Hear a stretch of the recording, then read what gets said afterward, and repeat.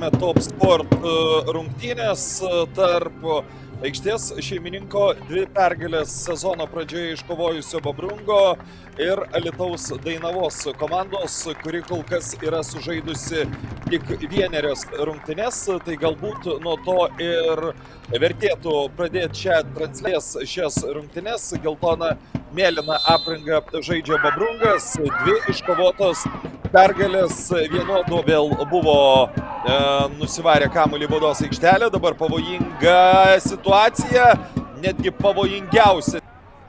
Bent jau kol kas tai, ką matau savo ekrane, tai keitimo nereikia. Dainavos ataka ir 1-0.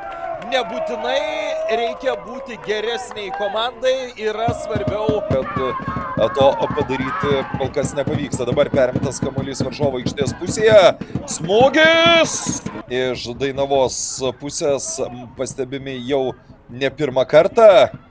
Čia kamuolys baudos aikštelėje, pavyksta išsaugoti ir žiūrėkit, koks skodimas kairėje. Faje jungiasi į ataką, jo neprireikia kol kas Alytaus Dainavai. Čia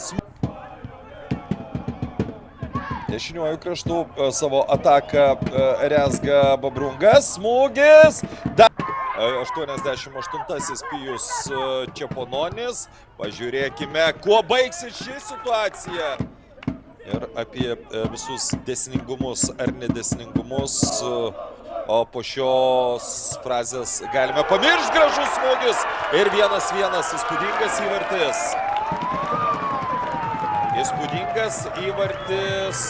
Pakartotinis perdavimas, labai aukštas perdavimas. Ir čia Kublickas žaidžia neužtikrintai, smūgis dar 1. Turbūt pavojingiausias šansas, kuriuo šiandien prieš Taurę. Bobrungo perdavimas į baudos aikštelę. Olimas smūgis! Kažkiek labai daug laiko pridėta nebus prie antro pagrindinio laiko. Ojojoj, kokia klaida ir kamuolys atsiduria vartuose. Įvartis iš niekur.